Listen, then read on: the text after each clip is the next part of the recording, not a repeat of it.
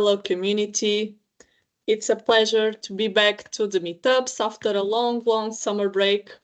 So we are back to our sessions. Today we have the session number 70. It's already a big path since the beginning of this community. We have here today with us Paula. It's coming from Spain. Is here in the next country, just having this session with us.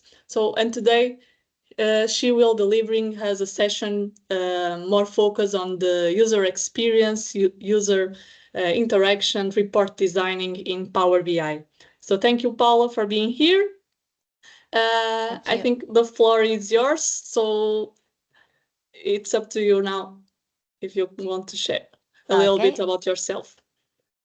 Let me share the screen. I think now you see it? Yes. Okay. Thank you. Well, yeah, thank you a lot for inviting me and inviting me to be here. It's a pleasure to me. And well, hola, because I'm from Spain. Hola, Portuguese. Or I'm trying to speak Portuguese because I'll be living in Lisbon from December for months. So hopefully we have something like presence and we see each other in person. By the way, I will bem-vindos a todos, but I'm sure my English is better than the Portuguese, so I'll do my best also in English, even if I'm a Spanish native speaker. Okay. The first way of introducing myself is saying that I'm a data lover. And I'm also a Microsoft MVP in data platform and AI. I'm a LinkedIn learning instructor, and I think this is like well, maybe it's relevant to you because some of my AI courses are translated in Portuguese too. It was not me talking, it's a translation on that. So maybe it can be interesting for some of you. I'm a Power BI Core Visuals community representative. I don't know if you know this kind of movement or this community representative thing, but also I think it makes sense to share with you that we collaborate with the product team, more precisely with Miguel Meyers, in prioritizing and helping the team and them to share all the novelties we have around the Power BI Core Visuals. You know that we are experiencing a lot of changes in the interface and improvement in the core visuals.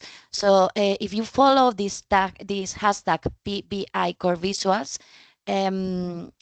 he is listening to you. So there is a big effort to really listen the community. I'm as part of the community representatives, we try to push and share the message and collaborate with them. But every user that has an insight or a requirement or something, you can share it and trust me, that hashtag is monitored. And also if you follow the LinkedIn page, you will be like aware of what's going on and what's going next. And I think it's really important for us that we are heavy users of Power BI. So it's good to know this movement and please follow it. I'm the Twistom creator. This is something I'm developing in Spanish. It's a game, it's Dominus, and I'm dealing with a crowdfunding. Hopefully I will develop this tool because it's it's a kind of, it is between a methodology, but also a game to play with the users and the Power BI developers to create better designs. And it's close of this methodology. I will share it with you, but it's in Spanish, so this is not relevant today. And basically, I'm freelancer and trainer. That's why I work remotely, and that's why I'll be living in Lisbon soon. So yeah, it's what I do in life. You can find more about myself in my website, paulagarciaesteban.com. It's in Spanish, so if you want to know more about my English portfolio, but maybe it's better if you follow me in LinkedIn. This is a photo I used this month. I don't know. Yeah, I found it. I took this photo like in 5 years ago, something like that. And this was in a workshop within a company when I worked in a company, in a consultants firm and this. And with this photo, I represent my curriculum vitae, okay? And I know that it can sound crazy, but it's aligned of why with my approach right now and my professional career. I think it's also represented here right now. In one side, I'm a telecommunications engineer, and you can see the elephant and the black boxes and organized stuff in that side. And in the other side, you see flowers, colors, water, there's a cascade, and I'm like in the middle, navigating this path between one side and the other. And why I showed you this photo is not because I'm crazy, maybe I am, I don't know. But the most important thing is I've been always involved on the human side, on the human skills and soft skills and this creative thing. I've been also involved in my professional career in marketing departments, and there is a lot of things we can use for improving our dashboards if we put all these two areas together, looking for a better experience for the users. Okay, so that's why today we are in this session that is unlocking that data insights, a deep dive into user-centered Power BI report design. And basically, I'll drive you from design thinking principles for having a global methodology or an end-to-end methodology that is focused on creating value for the final users and empower that decision making, because this is not only about data, it's how the users interact with that data and what they need and what are their goals in business terms. It's more than data. We need to include that side of the human side. That's why I really think getting these strategies and methodologies that comes from the web design or the app designs help us to create better dashboards. And it's the methodology I try to help the companies to adopt. And I really think this is the way to go because, yeah, it's been already implemented in the designers for websites and other tools. So why do not use it for our reports? As a fast introduction, let's check the benefits of data visualization. And the first one is that it helps to capture attention and connect with the audience. Then help us to tell in better stories and enable exploration. Then it helps to identify patterns or outliers more easily.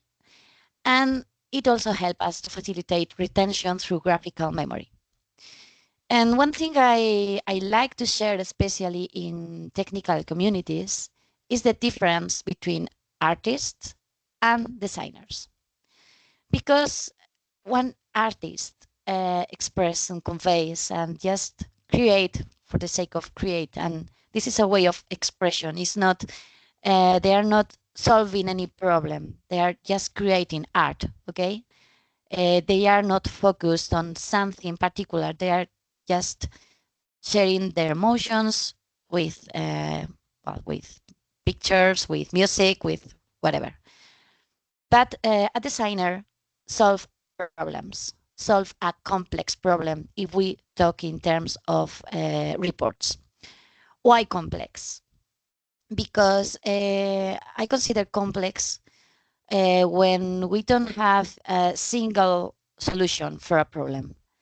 And as users, and I say users, not user, we create reports for the department or a group of people in a company. I hope you create reports for not a single person, but more people.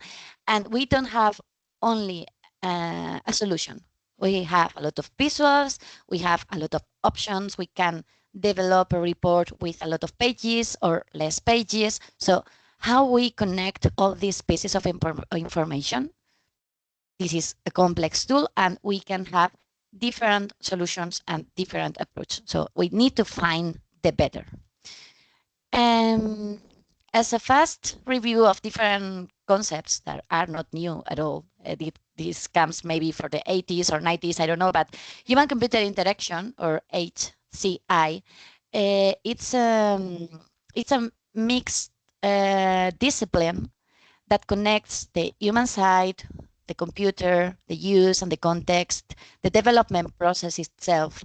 And if you focus on the human side, you see that there is something that's called human information processing that is close to our psychology, our perception.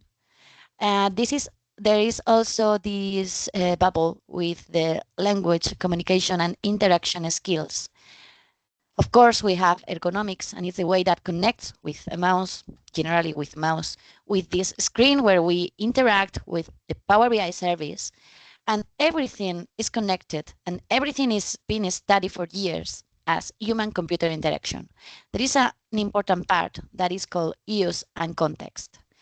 And of course, we need these techniques more related to computer, to the development process, evaluation techniques, design approaches. We have a lot of things, but we need to focus in the human side too. There is another relevant study that is called the picture superiority effect.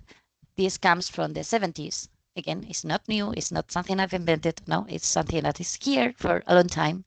That refers to the phenomenon where information presented in visual form is more easily and accurately remembered compared to the information presented in verbal or textual form. So we remember better designs and graphical information than text, than numbers, than tables or matrix. We use a lot of tables and matrix, but it's not the better way to go if we want to create this retention, this reinforce the memory of the people when they are analyzing the information. And well, this effect occurs because our brains are highly adept to processing visual information due to the evolutionary advantage of visual perception. This comes from the prehistorical time. And it suggests that incorporating visuals, such as images or diagrams, into communication or learning materials can enhance retention and comprehension. And if you remember when you study in school or university or whatever, how did you study? Did you underline? Did you use mind maps? Other techniques that involve colors? It really helped. Okay, so let's use color, let's use designs, let's establish, standardize the layouts and things in general in our designs that helps the user to get comfortable and to remember where to find the relevant information in their dashboards. As the last concept, I want to review a little bit. They are the pre-attentive attributes: orientation, length, width, size, shape, curvature, added marks, enclosure, color value, color hue, position, and spatial grouping. You can see all of them here. And basically what it means, what they help us to communicate, is to guide attention, to let the user focus on what we want to focus on. If we use enclosure, that is here, we focus attention here in this dot, not the others. Same thing for size, same thing for length. So let's use it properly. Not with like something that help us to elaborate or create or feeling like we are artists. We are not artists. We are designers. Remember that difference that I said at the beginning? We are not coloring things. We are helping the user to follow the information we want to provide. Okay.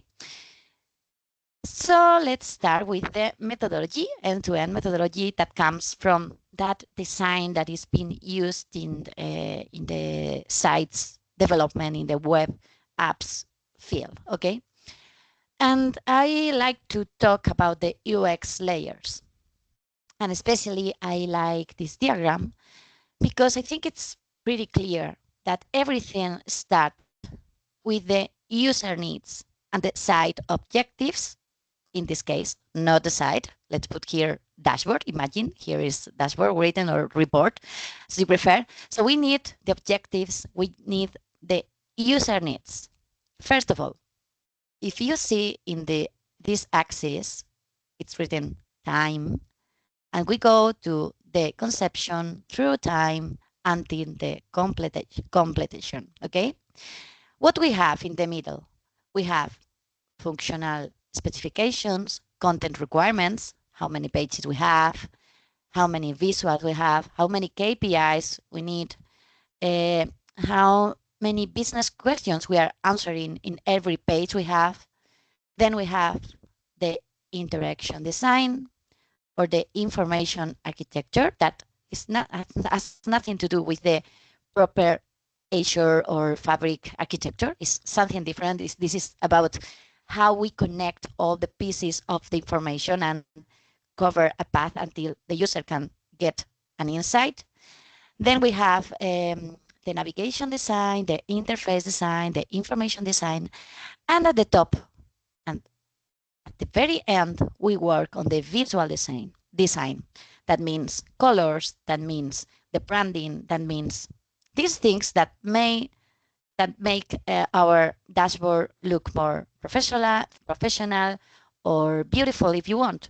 But it's just the last. We need to really work on these different stages or layers to create a great user experience with our reports.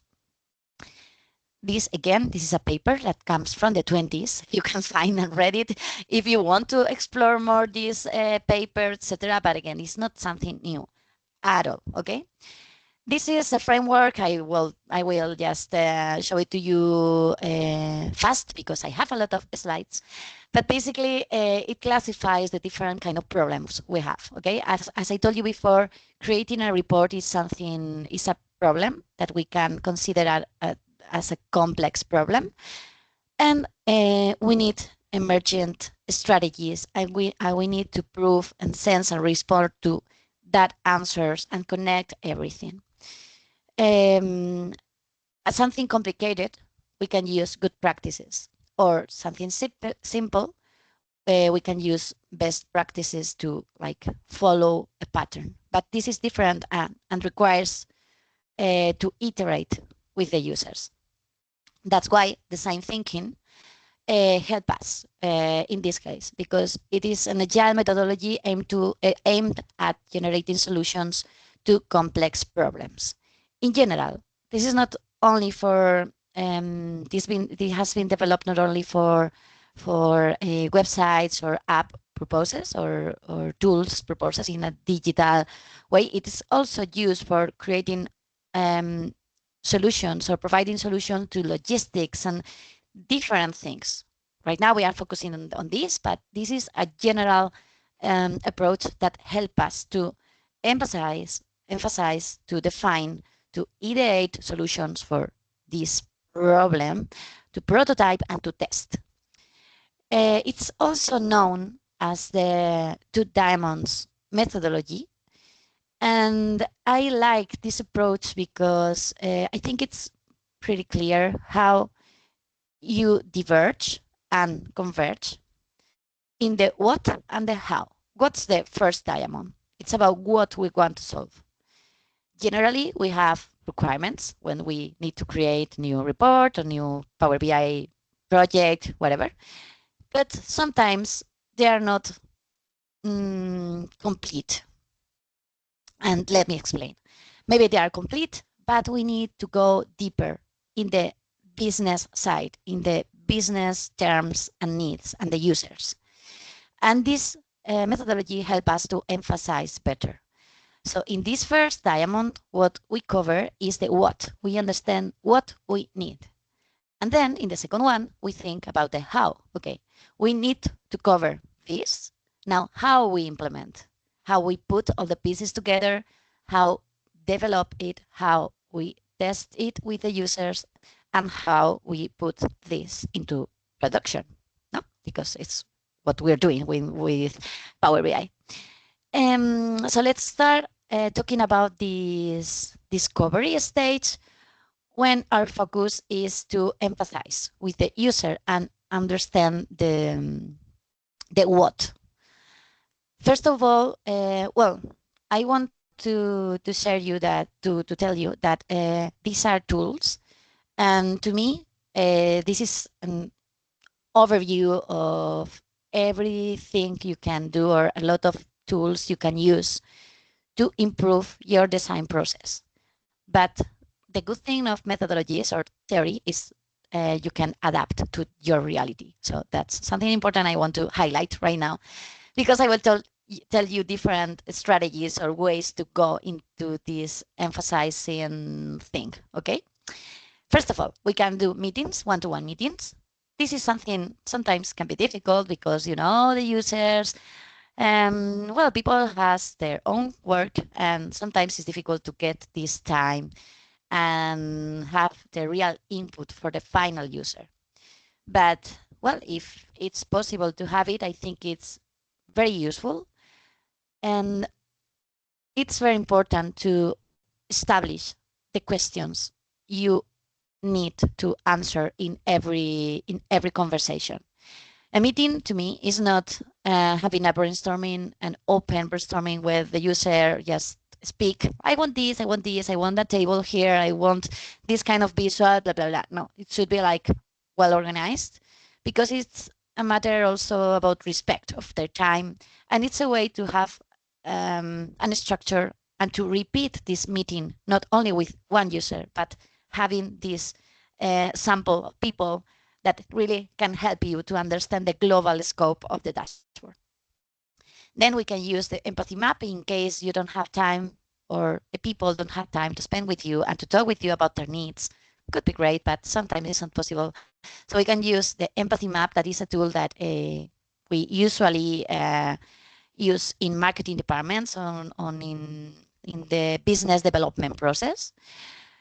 Same thing with personas that help us to understand in global terms how many roles we have inside a company and having a clear understanding of the needs of a department, for example. You can use a form, and we will see a specific example of the kind of questions I think it helps to have at the very beginning when we are starting a problem. And of course, we can work in a focus group or having a workshop when we include all the different roles that potentially will use the dashboard, and have this synergy and this co-creation thing. This is the empathy map. You can find more information, but basically this is something, as I told you, we use in marketing departments or commercial strategies and these things. And basically what we get with this kind of tool is the pains, their fears and frustrations and the bad things they perceive around data or the business. And it helps us to understand how we can help them with our data and the benefits, the gains, what they want, what they expect, what are the key results they are expecting, what their bosses expect for them. So this helps us to understand the real needs of an analysis process.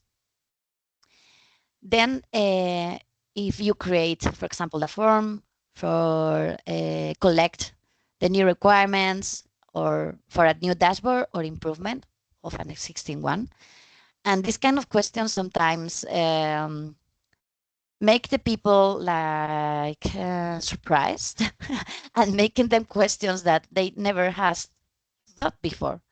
And the first one is, what is the expected impact of this report in terms of not data, but in business term? What do you expect? Why you want to analyze this? If it's for a commercial or marketing analysis or whatever, what is the real need of this report?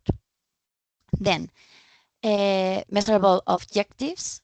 How will we confirm that we are achieving the expected objectives?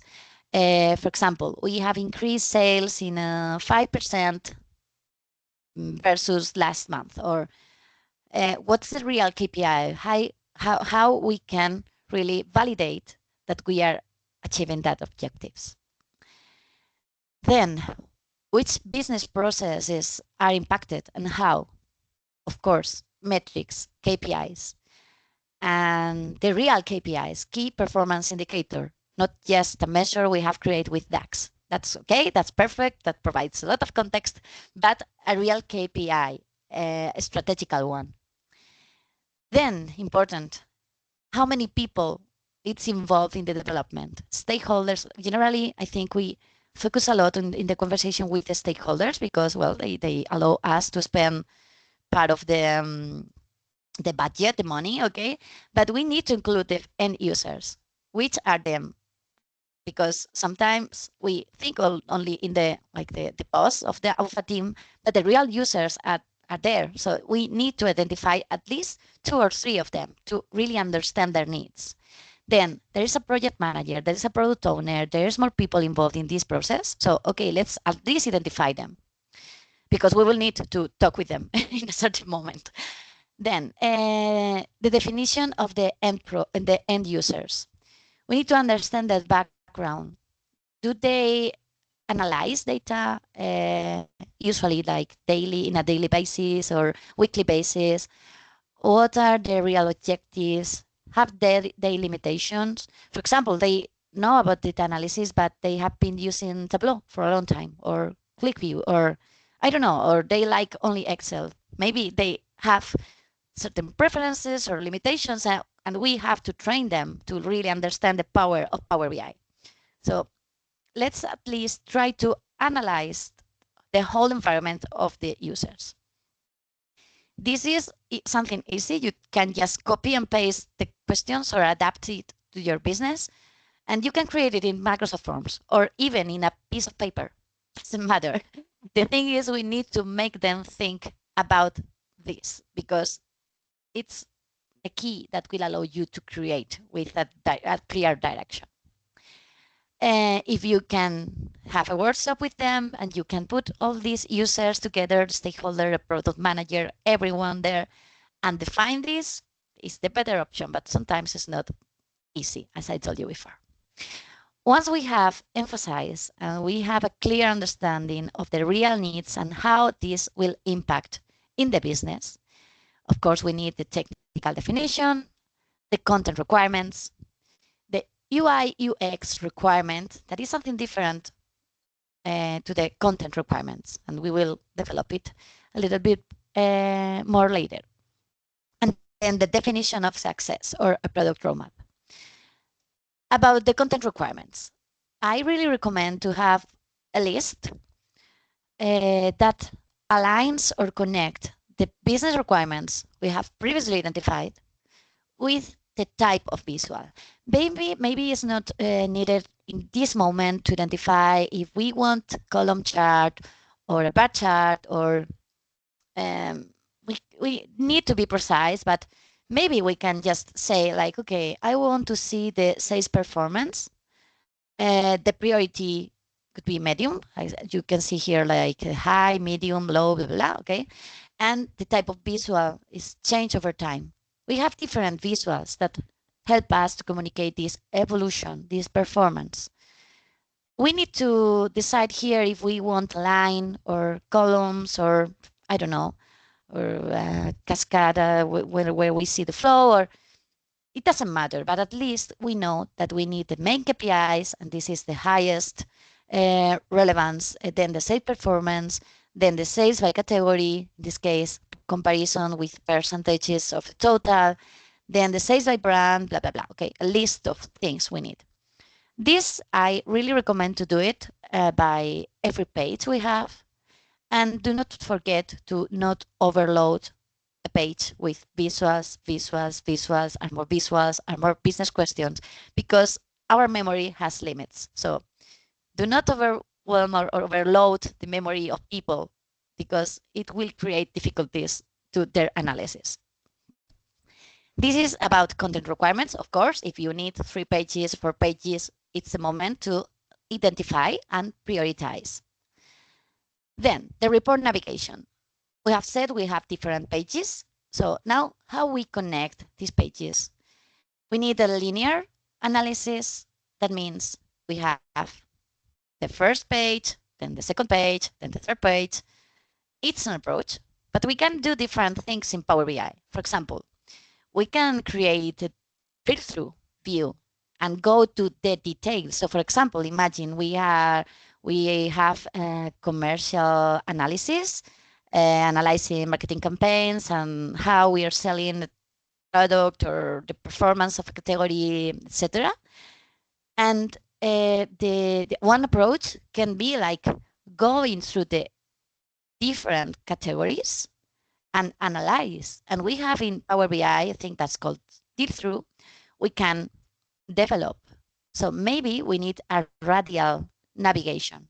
We need to think about this. And of course, we can combine everything. We can have a more complex report and connect different pieces and create this hierarchical navigation. And again, combine everything. We can do a lot of things in Power BI, but we have not opened Power BI yet. We are just thinking about the story we need with the data, the workflow the user need to connect all the insights we have. About how many information we can put all together. There is the Miller's law, again, this is something that comes from the 80s, not new at all, that he has defined the magical number, that is 7 plus minus 2. That means you can put together between 5 and 9 pieces of information. In a menu or in a dashboard or report, we need to limit choices and keep the navigation menus and options to a minimum to avoid overwhelming users. Here, we have maybe 1, 2, 3, 4, 5, 6, 7, okay, more than 10 pages. But if you see, we have a single home page, and then we have 3 elements. So the user can select 1, 2, 3, or A, B, C. And then they have their childs. So we need to connect all these points and try to limit choices. Then we can also group information. If we put the information, the related information together, we are making it easy to the users to process all the information and to retain and help them to understand the information. This helps us also to think about consistent layouts. We need to be organized on how we put all the information together, because we will help the users to predict where to find information. And of course, keep the visual hierarchy, using the color, spacing, these things that help us to organize and really help the user to find information. Then UI UX requirements. I'm always thinking you create reports that are consumed in Power BI service. I think yes, it is. Why I said that? Because the interaction is different and we need to test in the service, not just only in the Power BI desktop. And also, I try to focus on accessibility. As I told you before, I'm really focused on helping the users and thinking the people that use Power BI. And sometimes we need to take into account accessibility. I shared different contents in the community related to accessibility. So if you are interested in that, maybe I can share you links in the future. Just connect with me and I will share you some tips and stuff. And we need to think also in the display. Okay, sometimes we have different resolution. In some companies, they have like a big TV in their company, or they use the reports on the go. And the logic we need to take into account to place the buttons change a lot. And I think this photo is intuitive. We use the mobile phone with our fingers, especially this one. And depending on how we place the buttons, we make the experience or easier or hard. And by default, if you have a dashboard and you convert it into the mobile view, the slicers usually keep in the top. So please remember this, this image, and also think in the left and right hand users, because it's kind of different, the interaction they will have. Again, this is a law that has been studied for years, and it's not my idea. No, it's something that has been studied, and this can create difficulties in the users when interacting with the report. We need in this stage to define the success. What could be our MVP, or how many iterations we will have with our design. we need to have a clear understanding of when we have finished. And I'm sure you have experienced this because users always ask, no, I want this column. Now I prefer to have an extra visual. We need to like stop them and say them, okay, look, analyze, then we iterate in 3 months. Let's give some space, you interact, and then we evolve this MVP. But it's good to understand when we have finished. And in this stage, it is more like close to management and these things. But how we will deal with new requirements? I think this is something important because if you are data department, you need to track and have time to develop this. So if you can establish how you will prioritize the relevance or the importance of the different questions, new questions they provide you, it will help to organize the department and be able to prioritize or establish the roadmap of your solutions, your data solutions. Now we have what we need with the successful definition too. So we start to create. We have convert. Right now we have the what. Now how we develop it. Now we will talk about the user flow, the layouts and wireframes. We won't talk about choose the right visuals. I think there are a lot of information on the internet, but in general, I think we are more familiar with that. And I will show you options to create low-fee mockups. Basically, I'm going super fast because I have a lot of slides and this is a whole methodology, so I'm trying to explain everything in 1 hour. So, well, what's a user flow? It's similar to a customer journey.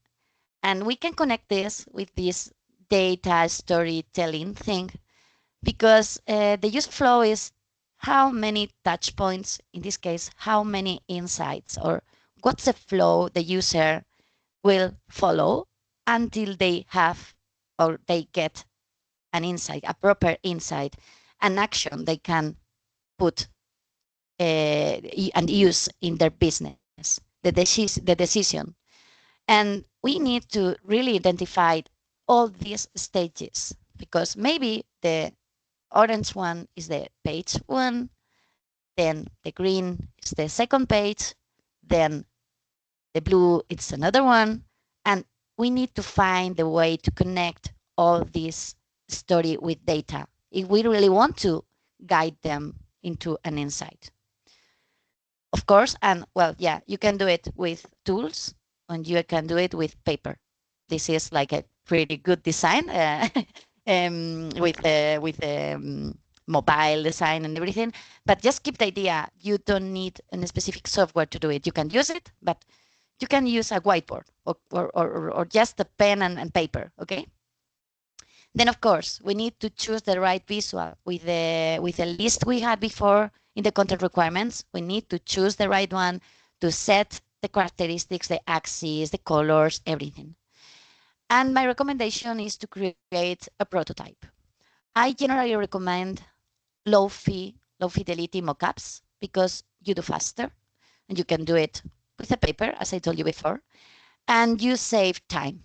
To me, it's an option that really help you to save time while developing. Of course, you can create high fidelity mockups. There are a lot of people that prefer to create them in Figma. To me, Figma, it's not an easy tool. I think it's for designers and it's super powerful. But if you are a Power BI expert, maybe you don't feel comfortable with Figma because, you know, Power BI has a lot of options and a lot of things you need to really have a deep knowledge. So why you need to learn about Figma now for creating the dashboards and the mockups? To me, it makes more sense to use other tools. For example, I usually recommend mockups.com. This has been created with mockups.com.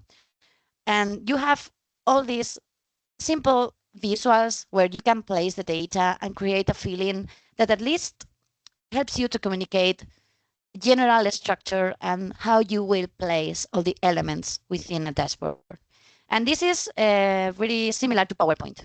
So if you want to check, and also there is a free plan. So yeah, it's something that at least I think I really recommend to try in case if it helps.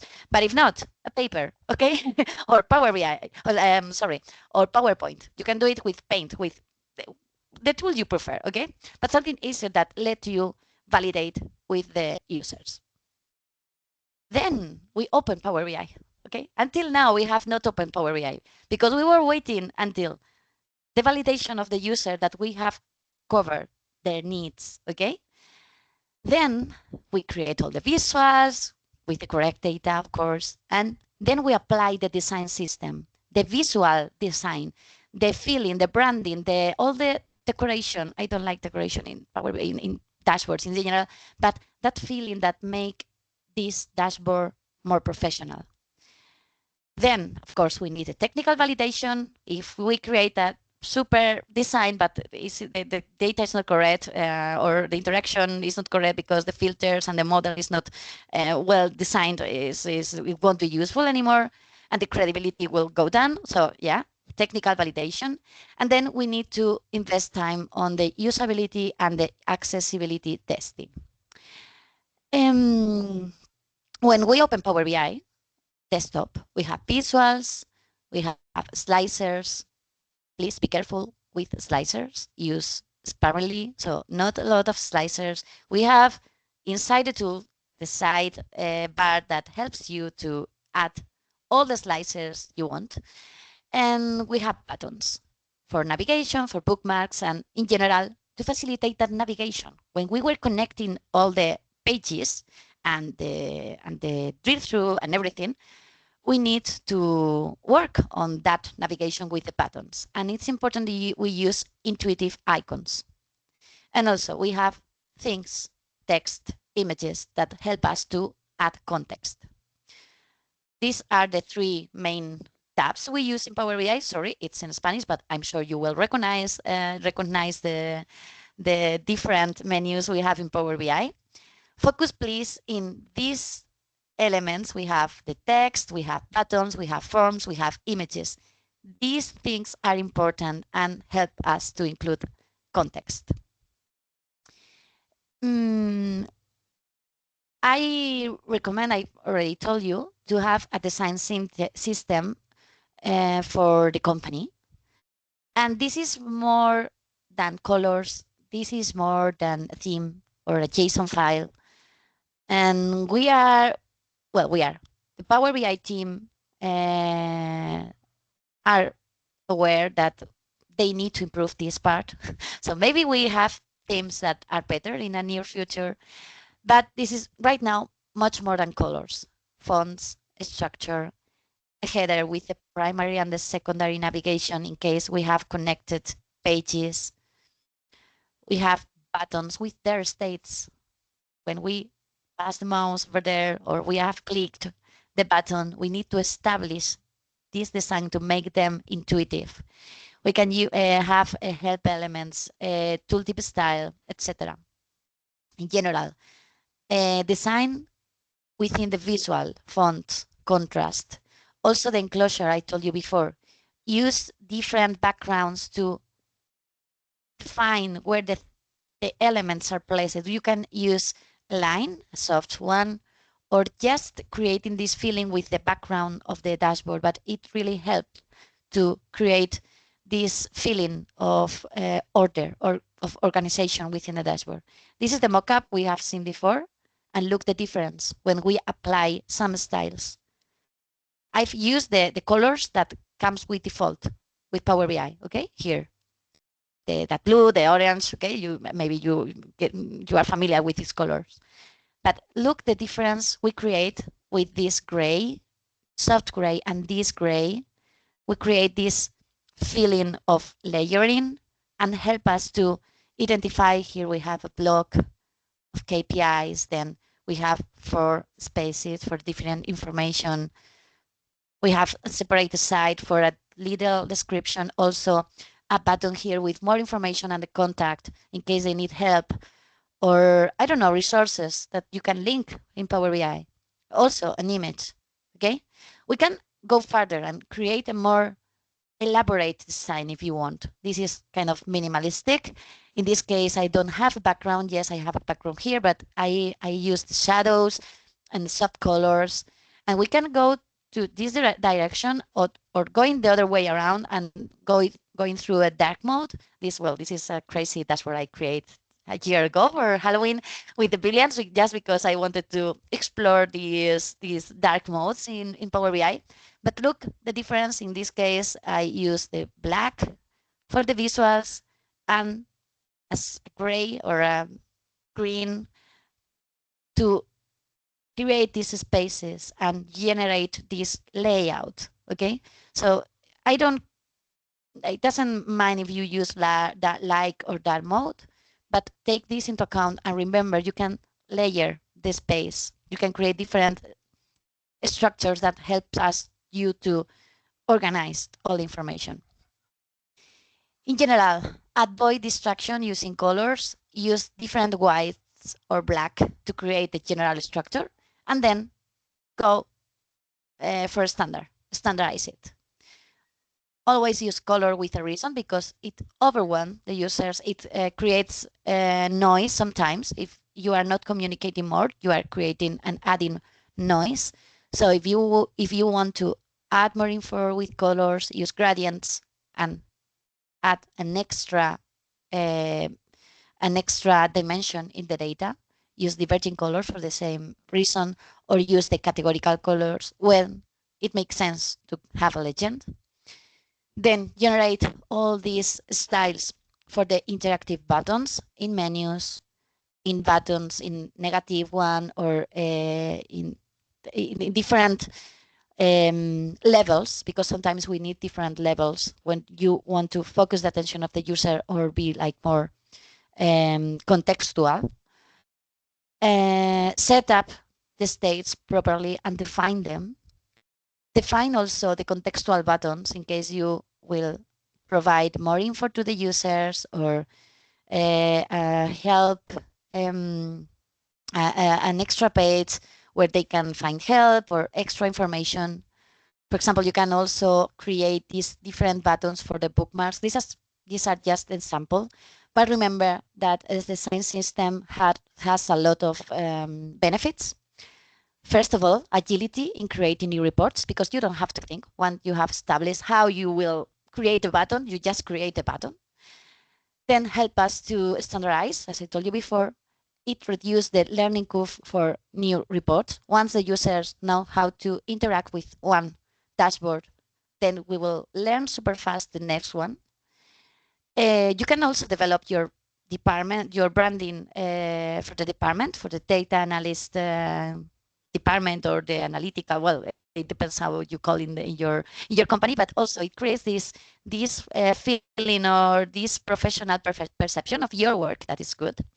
And also, it sounds a bit rude, but it helps you to avoid opinions, because the time we have with the users, I really think is better if we focus on the decision-making process and how they use data to get real insights, instead of, no, I prefer this not to have a shadow, or I like this in blue, or if you have a standard, you abide these kind of opinions and you can focus on the real questions of the business, of the data, of the insights they need, because time is limited for us and for the user. So, well, it's a way to avoid these diverging conversations. Then testing. Why testing? Because we need to be clear about what we need to improve, because it helps to anticipate errors during the implementation. Remember the mock-up. This helps us to identify if we are missing a measure or we are missing a visual. So we anticipate to that. We minimize risk and we ensure that what's been should be solved gets resolved. We identify during this process how the solution is being perceived, and also if there is any difficulty in the usage, and we need to focus on to push for a training and help the users to really understand how they can interact and get real insights from the dashboard. When we ask or we, well, that there are different methods for developing a testing process inside a company, but just two key messages. It's good to ask about where have we failed, so what we need to improve, but also we need to understand what have we done well. Why? Because this is something we can standardize. Again, two sides, because the users generally focus here. I don't like this, I don't like this, I prefer this. Okay, what you like, what you are using, because it will help you to understand first the expectations of the users, but also how we are creating value for the company. Okay, so well, feedback loop. It's important to gather the feedback, to analyze and prioritize the feedback. Remember how we manage the new requirements, etc. So we need to analyze and prioritize based on the impact, based on how many users will benefit from this change, based on whatever you establish in your company, but we need to analyze them, that requirements. Then decide, take action on how we implement it and when we implement it. And then we need the follow-up, and we need to iterate always. How we can adapt this within an organization. For example, you remember the 2 diamonds. We have here the understanding process, then the creation, the development of these ideas, then the delivery. We have put this into the prototype and the testing part of with the real data in this case. And how we understand, first with the business knowledge, for example, with the form I told you before, with the goals, the outcomes, the metrics, and the final users understanding. We can also include surveys, interviews. Then we can create a proposal or have a co-creation workshop with them when we paint or create this prototype and suggest a solution, then validate with them. Then we can create a real prototype with no real data. You upload an Excel file with data that is not connected to the original sources, or maybe they are not perfect, but at least they have a feeling of how they will see in the Power BI service once it's been developed. And then the real testing with the real data, with the real technical validation, okay? And how this is connected with the real procedure on how we approach a data project with all the sources, the architecture, all the fabric things you need, and everything we usually do with a data project. You can work as always. If you work in sprints, or the way you create the model, validate the data quality, create the metrics, everything can be done in parallel, because here we are interacting with the users. And in parallel, if we know the KPIs we need, you can start working in your sprints or in your procedures. When we merge, when we validate the prototype and we start testing, the data quality validation is already done, but we test the real data in the real dashboard. And then we end seeing the delivery. And dashboards are like live projects, because life happens and we have more data, new requirements, UX improvements. We deal with bugs sometimes. So we need to keep iterating and to continue the project as a live one, because we create solutions that in theory evolves in the time. I told you like different tools and ideas that hopefully I think if you apply 2 of them, I will be happy today. Please tell me if you will apply it. But don't think this is a long process, because once you have defined, if you use a form or you define how you will manage a focus group or the key questions you will have during these meetings, you will do it once. Then, of course, or the UI UX requirement, in theory, this is something standard within the organization. or with the department. Then you need to work in every single dashboard in the technical definition, in the content requirements, definition of success, of course, and user flow, layouts, how you choose the right visual. Yeah, but if you have already defined the design system and how you make the technical validation or the testing, you really will do faster. Trust me. If this is an investment of time, and I really think this helps to connect with the real needs of the users. I'm finishing 1 hour now, and I want sorry, I want to finish with this quote. And good design is not simply about aesthetics or making a good product easier to use. It is, but it's more. It's an essential part of the business. This has been said by Tony Blair. And well, I hope you enjoy this session and get some ideas. And thanks a lot. Hope to see you, and yeah, hope you liked it. Thank you, Paula. It was a great session. It's true that sometimes we are so focused on the metrics, on the data that we are delivering, and we really forget these core concepts that are really important when we want to translate our data into something useful for the business. So thank you for the session. I don't know if we have any question from our audience. Yes, I think we have one. Ricardo, do you want to go? Yeah. Hello again, Paula. Hello. So you brought to us a very structured umbrella of things to be reminded on the development. And this for sure needs to be digested, because this implies a lot of work and organization. But I would like to bring 2 or 3 very specific questions. Mm-hmm. For example, we know that it is supposed that users see the information in the reports like an F, right? They go up completely to the right, they go to the beginning, they go again. Mm-hmm. Okay. But this doesn't answer my question. My question is, when we have to use, and of course we should be spared on drop downs, on filters, on slicers, to use the proper language. Where do you usually, to go very specific, where do you usually place the slicers? At the left of the page, at the right, or at the top? Because sometimes there is so much information, and yes, we might need to split between several pages, and also to create menus on the left, of course, but I would like to hear your opinion. Well, there are a lot of opinions of that, and I prefer not to use them. I prefer not to use the slicers, but I know that sometimes are a requirement. So my approach is to don't give them protagonism.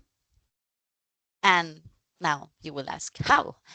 If you put it into background that is gray, you can allow the user to find them if they really need it, but the attention should be in the visuals, in the data.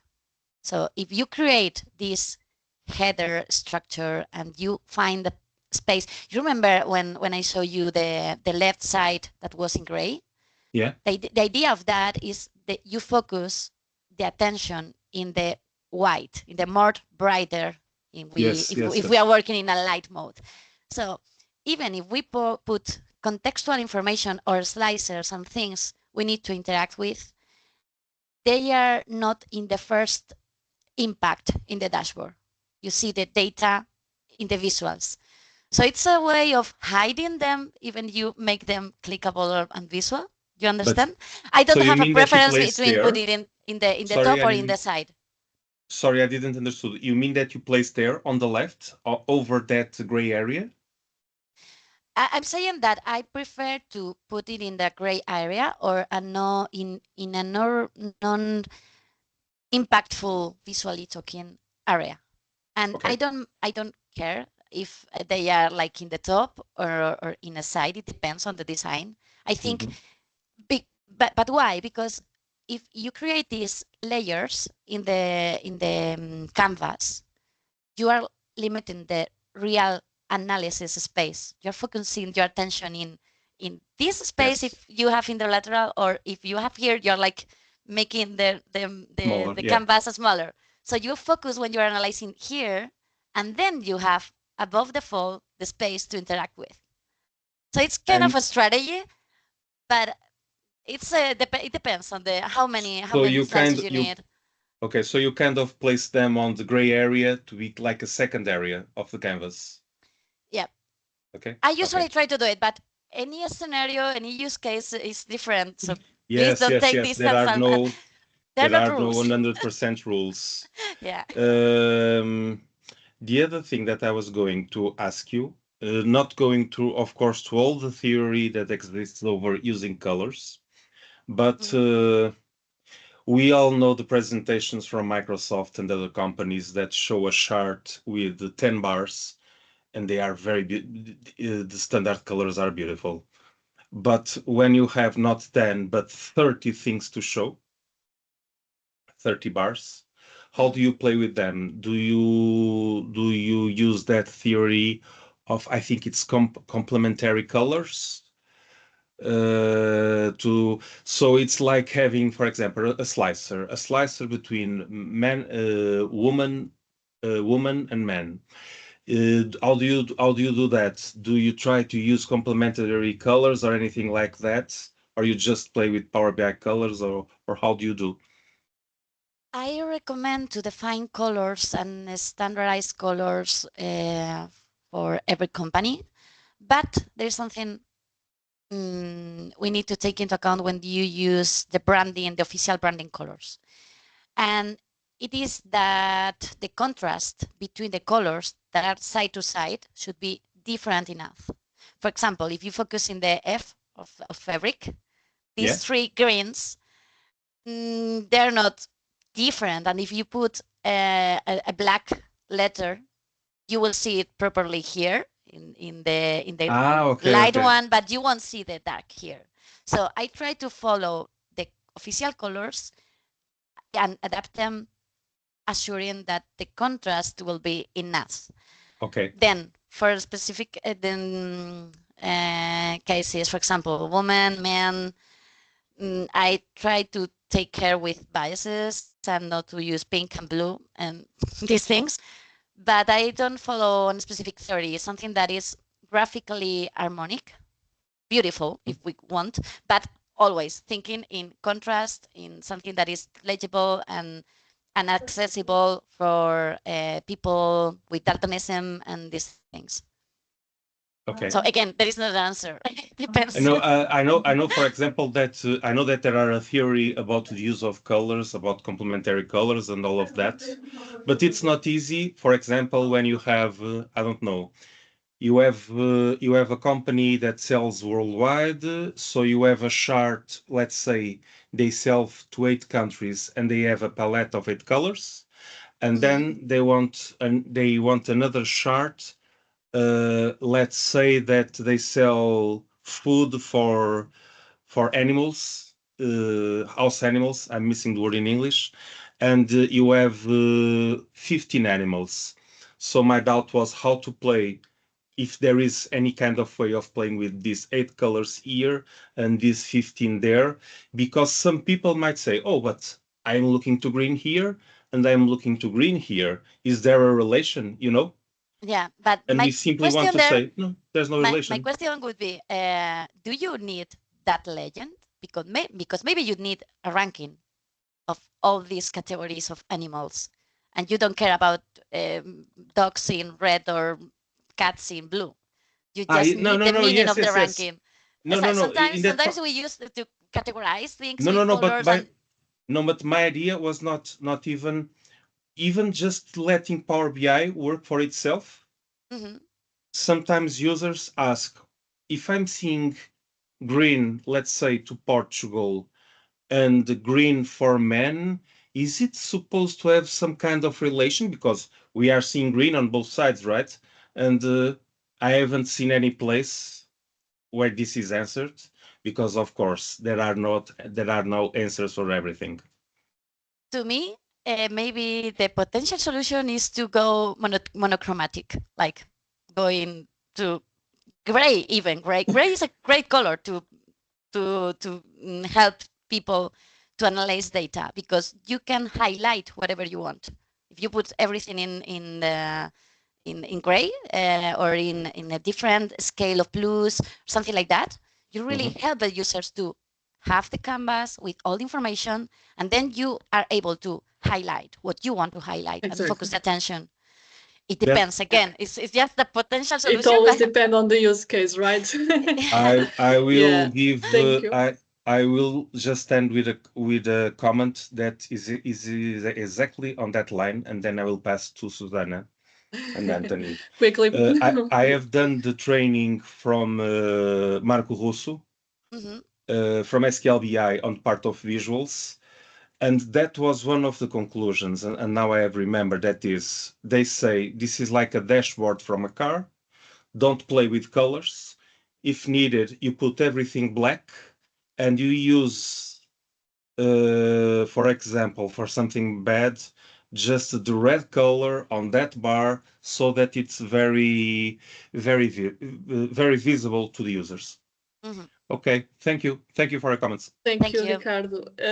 We have just yes, I was just referring. We have just one question here on the chat that I believe that may be interesting, because it's related with people that are colorblind, and we were discussing about using the grayscale.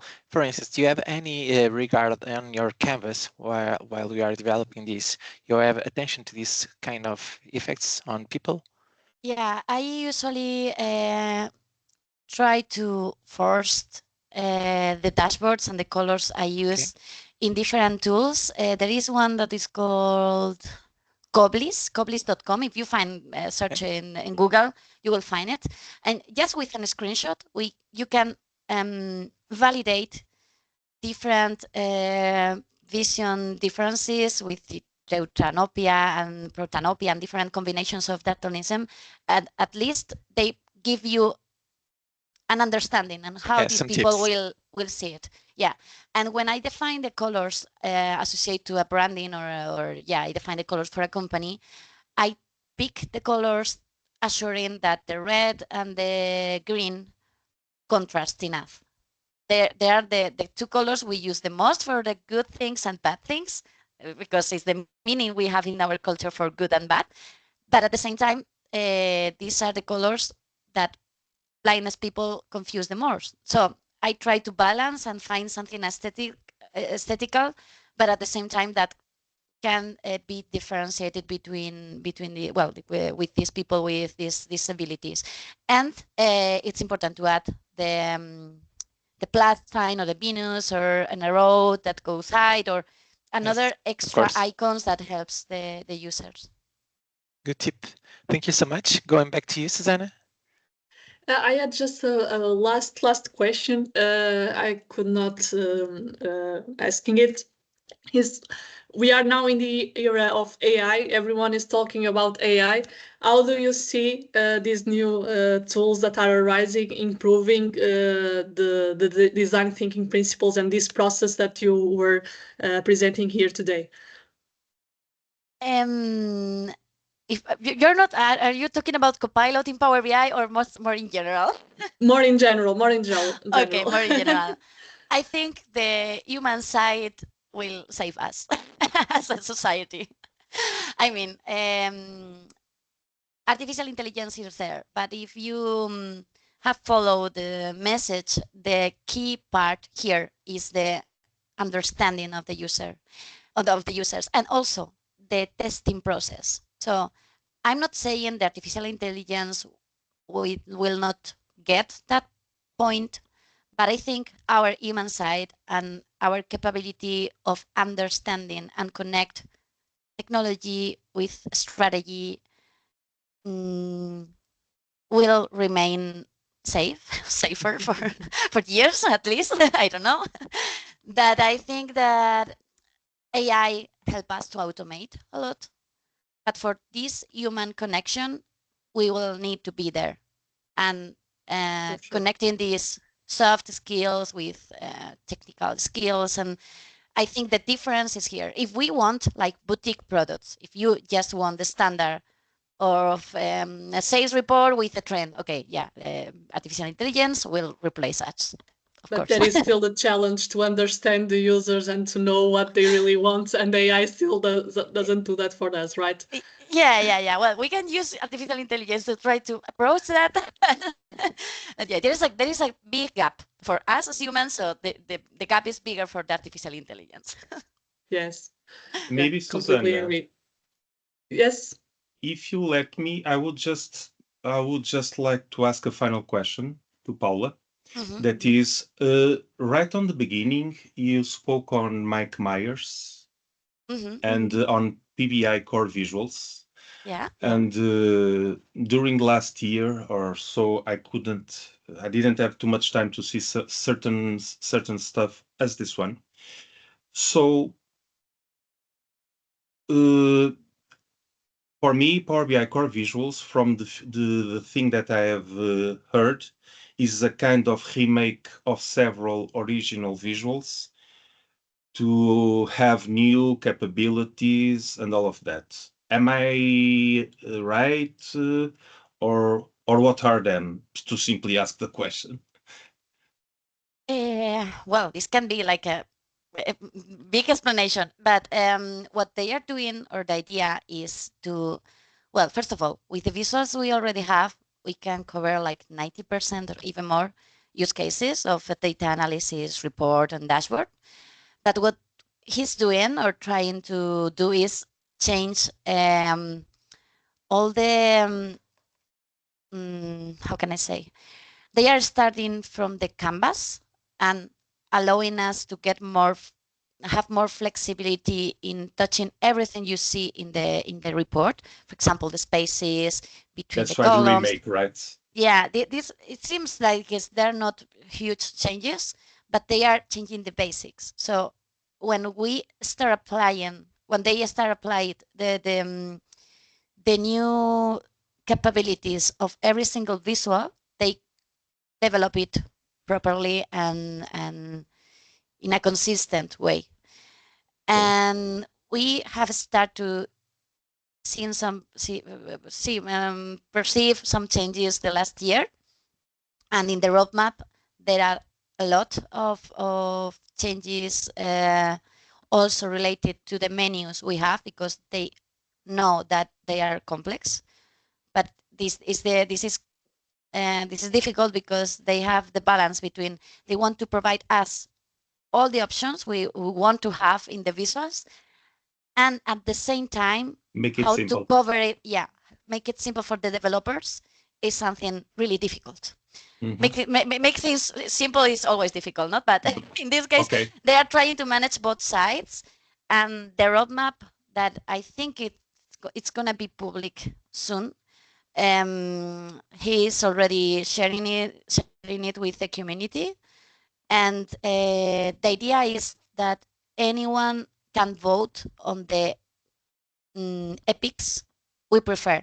So will be flexible.